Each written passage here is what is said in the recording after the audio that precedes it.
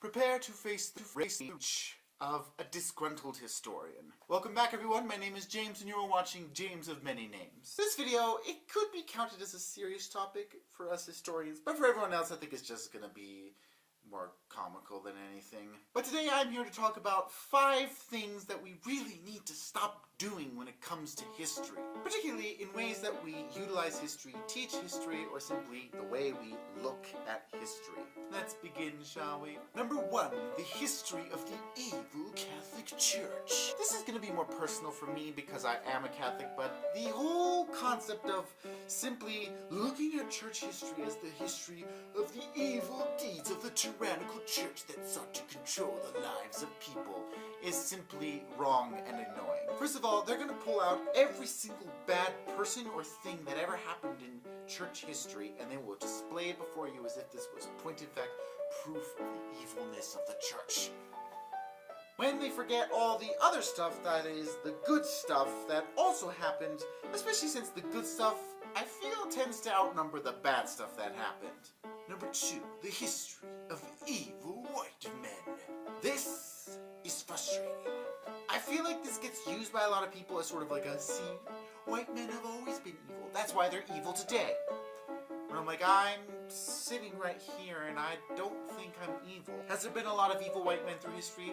Yes, there has. Did we miss the fact that if we look at anyone else's histories, like Asians or Africans or Middle Eastern people or Native Americans or anywhere else in the world, you will find evil people anywhere.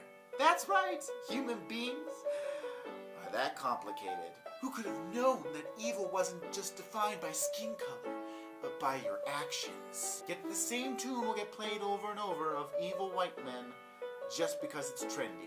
When in all actuality, surprise, surprise, there are evil white men, evil black men, evil Asian men, evil Native Americans. There are evil people everywhere, and gasp!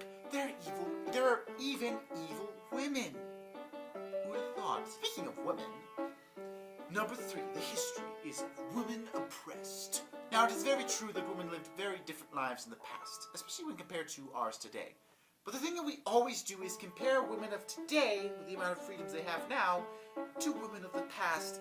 The thing is, women of the past didn't go around going, I'm so oppressed, my husband beats me every day, and I never get to work a job and do all the fun stuff in life like fight wars. Yeah, those aren't fun, and emasculizing women is not the way to go.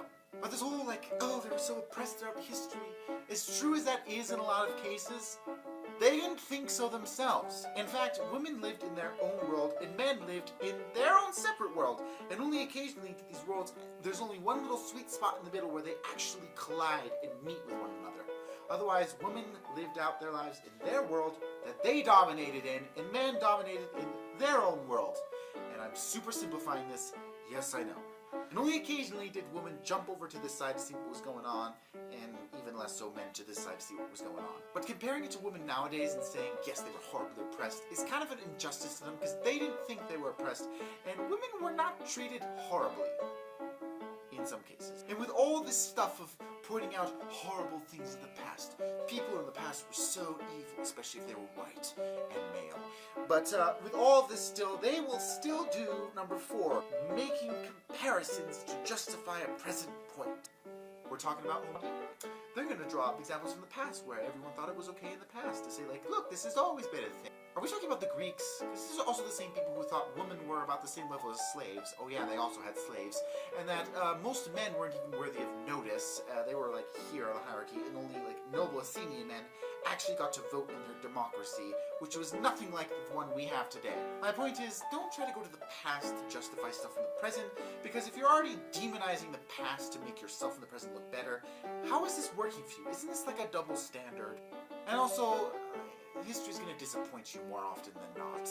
And finally, I'm just going to get to number 5, which is the most annoying one for me personally. Number 5, the past is filled with extraterrestrials.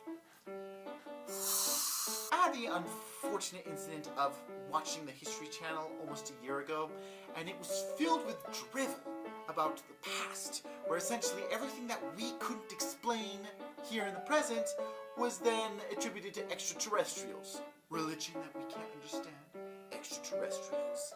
scientific advances that don't make sense to us now because we thought we discovered them much later in life, extraterrestrials. Architectural feats that are grand and so elaborate that we don't even know how they did it, extraterrestrials. This is something I can talk about in a whole nother video, and I am going to do it eventually in the future when I'm feeling up to it, just like a rant.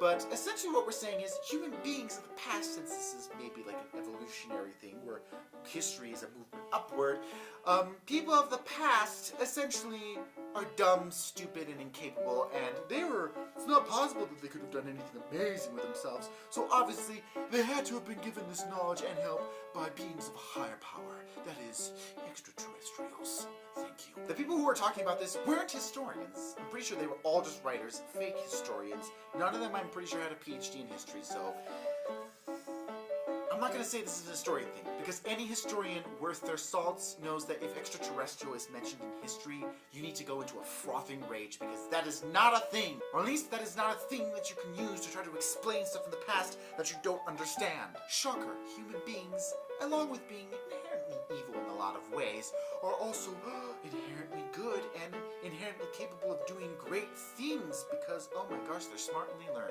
And as much as people like to say that history goes up and that man's progression to greater things, I hate to tell you this, but history goes something like this.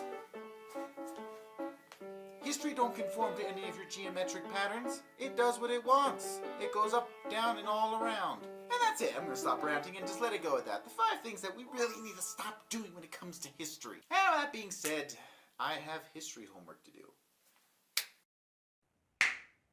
Thank you all so much for watching that video. I really hope you enjoyed it. If you did, click the like button because it really helps my channel and it makes me feel all warm and fuzzy inside. And also subscribe down below if you are new here to see future content and ring the little bell. It just got suddenly dark. The sun disappeared behind the clouds. That's what happened when you use natural lighting. Share this video with any other historians out there because they'll probably get a kick out of this. And also, I am a self-published author and my book is for sale on Amazon, Julius Julii, book 1, Power of the Julii. It is historical fiction as well as fantasy, and I shall link that down below so you can check out the summary and see if you're interested in supporting me in my writing. One last time, thank you all so much for watching, and for whatever it's worth to you, may God bless you.